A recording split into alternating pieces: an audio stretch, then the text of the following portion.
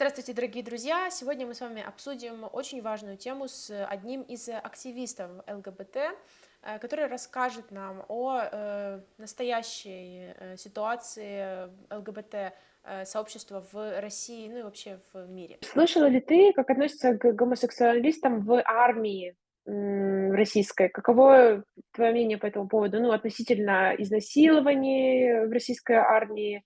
Связано ли огромное количество, самоубийств ЛГБТ-людей в российских войсках с этим?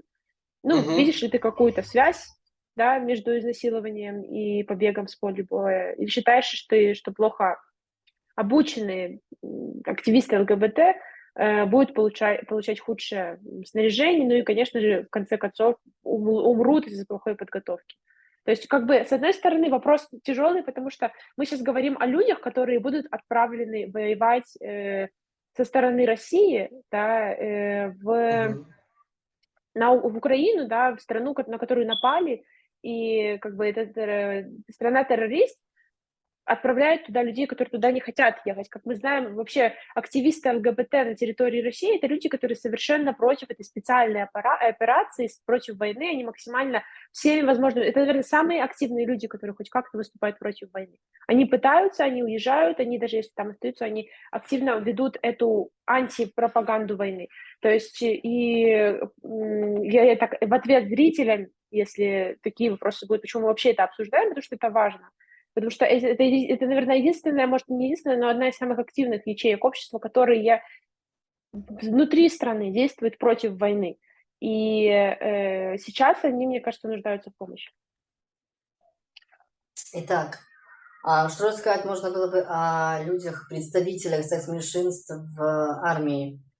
Ну, говоря о них, можно сказать, что до нее они могут не сталкиваться с такой ярко выраженной гомофобией в свой адрес, да, потому что как мы представляем армию? То, что происходит в армии, остается в армии. Лучше об этом не говорить, лучше об этом не вспоминать. У Мгм. меня были друзья, был личный короткий опыт. И обычно, когда ориентации в армии прознают, оскорбление становится обязательной частью как бы жизни данного представителя. В армии существует так называемый актив. Не знаю, слышал ли ты об этом или нет.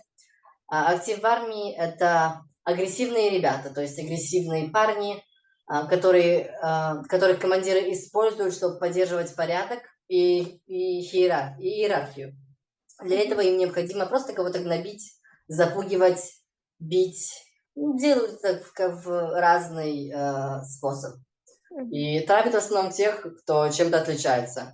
Мальчика из глубокой деревушки, который плохо говорит по-русски, например, Мгм. нечистоплотного сослуживца или, например, гея, да? То есть тема, которая сейчас актуальна, о которой мы с тобой говорим. Мгм. Многие даже нейтрально наставленные по отношению к таким людям-сослуживцы присоединяются к травле, чтобы самим не стать жертвой актива, верно? Потому что Мгм. ну, это, наверное, какое-то психологическое. Мы пытаемся атаковать, чтобы защищаться самим. И в конце концов фразы «а давайте его опустим» или же благосклонное «ладно, пусть живет» становится сопутствующей мрачной просто повседневностью. Также в армии, Ира, имеется место с промывкой мозга, из того, что я знаю. То есть командиры, в свою очередь, регулярно рассказывают про злобную НАТО, нацистов в Украине, а также в красках описывают свои перестрелки на Донбассе. И Мгм. неудивительно также слышать, что после дембеля, ну, то есть дембель — это выход из армии, то есть уже когда ты отслужил, имеется риск заражения такой же токсичной маскулинностью, то есть приобретение новоиспеченных убеждений, где мужчина исключительно добытчик, а женщина исключительно хранительница домашнего очага, и иначе быть не может, из-за чего наше общество просто не может, не есть такое, то есть является таким стойко глупым, нет этой волны информации, которую мы можем как бы поглощать, потому что у нас есть какие-то уже закоренелости, верно? Мгм. И, в общем, единственный способ не столкнуться с гомофобией в России, в армии или не в армии, мне кажется, порой кажется, что это просто покинуть Россию. Возвращаясь к теме армии, мы это все о армии говорим, да? То Да-да-да. есть, м, как еще, по сути, можно воспринимать изнасилование как не половое сношение вопреки как бы воле, так? М. С применением физического насилия, угроз, ну или использованием беспомощного состояния как бы этого человека. Мгм. То есть По сути, это даже звучит как тяжелое преступление в полной мере лишенное нравственности. Мгм. А говоря уже о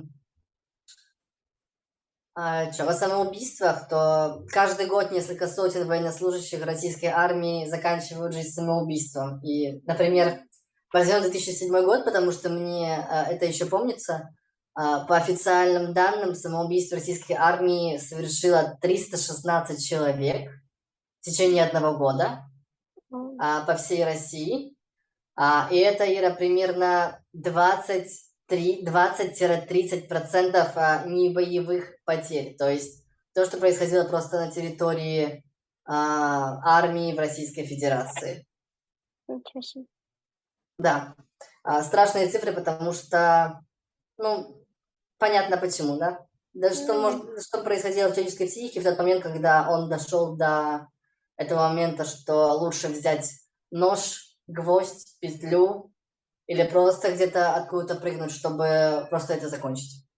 да. Мгм. Ну да, это, конечно, ужасно. Что ты думаешь о все более частых сравнениях в публичном пространстве российских геев, воюющих на Украине, с так зваными розовыми повязками времен Второй мировой войны?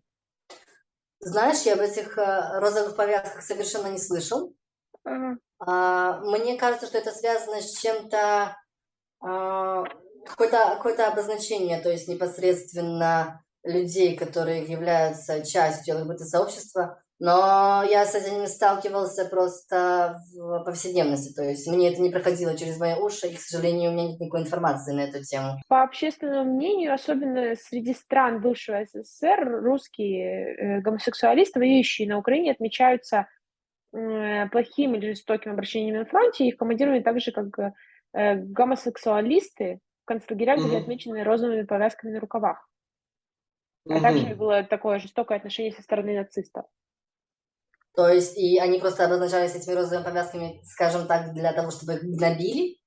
Ну, думаю, что да, как бы Боже мой. просто какие-то такие, как это называется, типа, для биты, такие люди, которые, ну, которых просто можно унижать и оскорблять, да, потому что они Использовали. какие-то Ну да, такие. по сути, использовали их как мешок для битья или Да, же... да, Ну, Ну, интересно, да, почему люди совершают суицид, верно? да, действительно, хороший вопрос, правда. Хорошо, интересно, что ты думаешь о протестах ЛГБТ в России против войны в Украине? Потому что это происходит постоянно, и, как я уже говорила, ЛГБТ-общество в России является одной из, ну, самых таких, наверное, активных обществ, которые постоянно э, включаются и создают протесты, пытаются выходить на улицы и так далее, и говорят о том, что мы против войны в Украине, что Россия — это террорист-страна. Мгм. А, на самом деле, вот ЛГБТ-активисты Ира очень часто выходят на протесты, они стараются как бы изменить что-то в стране, стараются изменить что-то в стране не только для себя, для своей группы, но и для всех, потому что давайте как бы будем логичными. В таком потоке информации мы быстро прознали, что происходило 24 февраля 2022 года в 5 утра, и люди быстро начали говорить об этом как бы по всему миру. Мгм. То есть и ЛГБТ-активисты тоже, они включились в этот разговор, они не только включились, они начали говорить, они начали еще и действовать, и начали выходить на улицы, начали говорить, что они против, но кто будет это слушать, если интереснее разбрасываться палками и стрелять набоями? То есть я знаю, я ценю тех людей, которые это делают. Я тоже выходил на протесты. Я горжусь ЛГБТ-людьми, потому что они действительно делают большой вклад в общество не только со стороны пацифической, да, то есть охраняющей, как бы образно говоря, этот мир, мировой, спокойный. Они также делают большой вклад в науку, информационные части, как бы. То есть даже если их окатывают водой и пулями на протестах, они это продолжают делать, потому что они стремятся к тому, чтобы а, показать миру, что можно любить Мгм. в разные способы. Скажи, может, ты знаешь, может, у тебя есть мнение, почему ЛГБТК уважают в Украине и сажают в тюрьму в России? А, ну, смотри, прямо чтобы уважают, в Украине как бы однополые контакты легальны с 91 года прошлого века. То есть в 91 году у нас что, разорвался СССР, кажется, с 31 декабря. Ну и как-то в этом году также в Украине уже появились, ну, как бы разрешены были однополые контакты, но однополые браки законодательно были запрещены. И другие формы союзов как бы не регистрируются. Но это только с правовой стороны. Еще несколько лет назад, Ира, ситуация в Украине была совсем другая. То есть вспомним Киев 13 года. Думаю, ты тоже это помнишь, до Майдана, Мгм. изменившего ход истории Украины. Еще почти полгода у власти находился пророссийский президент Виктор Янукович. Участникам Прайда всячески угрожали, но они все же выходили, потому что они хотели бороться за любовь, за мир. И, конечно, глядя на кадры из Харьковского Прайд-парада, складывается ощущение, что украинское сообщество сделало большой скачок в вопросе принятия ЛГБТ, да? И действительно, если сравнить с десятилетней давностью, то, конечно, общество стало более открытым и толерантным, что, мне кажется, чем-то вау. И особенно это видно среди молодежи, поскольку это самая открытая группа в данном случае. Они более толерантны именно к данному сообществу, и среди них преобладают нейтрально-позитивные отношения к этой группе людей. Мгм. И в принципе, мы можем говорить о том, что общество эволюционирует даже как-то. И в данном случае, если говорить о Украине, то особенно в больших городах к этой теме становится не настолько негативное отношение. Хотя все же, Ира, Украина, если сравнивать ее, например, с Западной Европой, да, Европой, возьмем там Германию, Амстердам, хотя, подожди, Германию, Францию, окей, то, конечно, здесь есть многие проявления негативного отношения к ЛГБТ-сообществу. Но Украина, в свою очередь, в отличие от других стран, да, ближайших соседей ее, то есть если мы говорим о ценностях будущего, сделала реально большой рывок. И здесь просто в Украине меньше ностальгии за Советским Союзом, меньше пропаганды как бы старых порядков. Того, Мгм. что сейчас происходит и в Беларуси, и в России. И это предполагает и внедрение новых ценностей и ориентиров, в данном случае как бы открытости. И если мы говорим конкретно о группах с другой сексуальной ориентацией, здесь и есть прогресс. Мгм. Вот мне кажется, что это как бы достаточно открытый ответ на твой вопрос. Извини. Это было насчет Украины, а насчет Мгм. России. Почему в России к людям этой группы применяют как бы такие действия, вроде сажают, все такое? Я думаю, что это происходит ввиду нескольких факторов, типа возраста, потому что представление о мире и представление об открытом обществе между старшим и между молодыми поколениями как бы совершенно разные. Также имеется фактор места пребывания, то есть в большом городе больше возможностей для и представления своих интересов, да, и изучения других групп. И здесь есть возможность именно контакта с другими группами. Ну и третье, наверное, Ира, это принятие каких-то других культурных ценностей и даже целой группы. Чего в России как-то у них слабо это идет. Мгм. Ну да, это правда. Вот что ты думаешь насчет того, правильно ли поступила Уганда, введя анти-ЛГБТ законодательство в своей стране по просьбе России?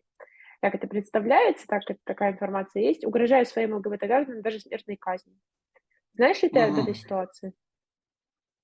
А, Мне кажется, что-то такое слышал, потому что недавно проходила около меня как бы с информацией об этой смертной казни за ЛГБТ, но мне это выдавалось какой-то шуткой, потому что смертная казнь, серьезно, это что, 16 век? Мгм. А, Я знаю, что смертная казнь еще существует в Беларуси до сих пор. Это единственная, наверное, страна на территории европейского континента, Мгм. где еще такое происходит. Ты говорила о Уганде, да? Да, именно Уганда. А чем вообще это, к чему это ведет? С какой целью Россия решила ввести, попросить Уганду, чтобы она ввела такой закон. Мне также кажется, что это было сделано для, например, проверки международного сообщества, потому что, чтобы Россия не сделала какой-то ошибки, пусть эту ошибку сначала совершит совершенно другая страна, в связи с чем Россия останется чистой и невинной, в свою очередь. А ответственность за другую страну они просто не будут брать, верно? То есть ты думаешь, что как бы Россия как бы исследует, тестирует на другой стране за реакцией мира, смотрит за реакцией мира, что они будут делать, если вот произойдет такое где-либо. Мгм. Ну, возможно, это какая-то превентивный метод, это какая-то подготовка. Это может являться какой-то подготовкой к реакции мира. То есть, если они действительно ведут в стране такой как бы ряд таких правил, вводящих смертельную казнь за как бы, информационный поток ЛГБТК+, а, даже просто быть в этой группе. Если что вообще будет происходить, как зареагирует мир, как зареагируют международные конвенции, ведь как бы вступят ли они в защиту людей не своей страны. Это политика, возможно, это может являться одним из ходов в долгом пути для... Это изощренность, скажем так. Мгм. Хорошо, ну и последний вопрос, не менее важный. Что бы ты хотел сказать ЛГБТК в России и вообще, может, даже организациям в Европе, в мире, которые могли бы помочь ЛГБТ в России? Мгм. Как бы ты хотел обратиться? Я, наверное, хотел бы всем припомнить о наслышанности. То есть, что нельзя оставаться в стороне. Нельзя молчать, потому что если мы молчим, мы соглашаемся со всем, что нам говорят, к чему, что нам приказывают, к чему вообще нас приводят новые правила, новые артикулы в кодексах, новые части в Конституции, которые, по сути, нельзя изменять просто так, верно? Хочется сказать, чтобы люди больше говорили о том, что им не нравится целью как бы улучшения этого мира, потому что у меня прям слезы накатываются от а, мысли о том, что кому-то можно быть несправедливым. Я воспитывалась совершенно иначе, поэтому что какие-то такие нововведения, которые унижают каких-то представителей сообщества, кажутся мне совершенно недопустимыми. Я бы хотела, чтобы все люди об этом помнили и выходили и говорили, твердили, что данные данное правило их не устраивает, и чем больше их выйдет, тем возможно, возможно, скорее всего, это изменит какую-то точку мира, благодаря которой в России как бы и есть эти изменения, появляются. То есть, может, какой-то депутат в конечном итоге не закроет уши, верно? Какой-то посол все-таки услышит этих людей. Ну да, ну и плюс как бы всемирная организация, мне кажется, независимо даже от того, что эти люди находятся на территории страны-агрессора, но они пытаются с этим бороться. И, может быть, Мгм. Всемирная организация Европы могла бы отреагировать на это тоже как-то, каким-то способом, да. Я думаю, что она и реагирует, старается как-то реагировать. Но что она может сделать в данной ситуации, если на территорию России, по сути, она в данное время сейчас не повлияет? То Мгм. есть, Ну да. возможно, вся эта война, как бы, пока эта вся война происходит, можно быстренько поизменять его какие-то ожесточающие как бы, части кодекса, какие-то усилить что-то, потому что, по сути, в эту страну в данный момент никто и не зайдет. То есть можно Мгм. изменить себе много прав, кому-то забрать, кому-то отдать, кому-то присудить, и сейчас просто с этим никто не будет спорить, потому что есть более глобальные проблемы. Мгм. Хотя это не является менее глобальным. Хорошо, Никита, спасибо тебе большое за такую ценную информацию. Мало кто вообще об этом говорит, мало кто об этом тоже имеет столько знаний, как ты. Поэтому спасибо. Я считаю, что мы сделали информативную, хорошую работу. И для тех зрителей, кому эта тема интересна, я думаю, что многие должны интересоваться все-таки. Это касается людей, мы все люди с одной планеты. Даже серьезная та ситуация еще тем, что эти люди не могут выехать. Некоторые люди просто не имеют возможности, да, как люди призывного возраста, мужчины, которые не против всего этого, но просто они не могут выехать. Они находятся в тупике, они находятся в, можно так сказать, тюрьме, они не имеют права ни на что. У них там еще скоро эти права могут забрать совсем. Ну, пока этот законопроект не принят. Ну, в общем, мы говорим о том, чтобы этого не допустили, да, и мировое сообщество, и вообще все. Спасибо, что дала мне возможность выговориться на эту тему. Действительно, она для меня актуальна, как и то, что сейчас происходит на территории Украины. Я благодарен тебе, что ты выбрала именно меня и что вообще появилась такая возможность. А, Я рад был с тобой сегодня встретиться, даже если это не было такой более тактильный способ, а больше по видео. Спасибо. Спасибо вам большое за просмотр этого видео, и не забывайте о том, что каждый из нас может сделать все возможное, чтобы повлиять на ситуацию. И нельзя оставаться в стороне. Мы сильны тогда, когда мы не молчим, тогда, когда мы говорим. Спасибо вам и до свидания.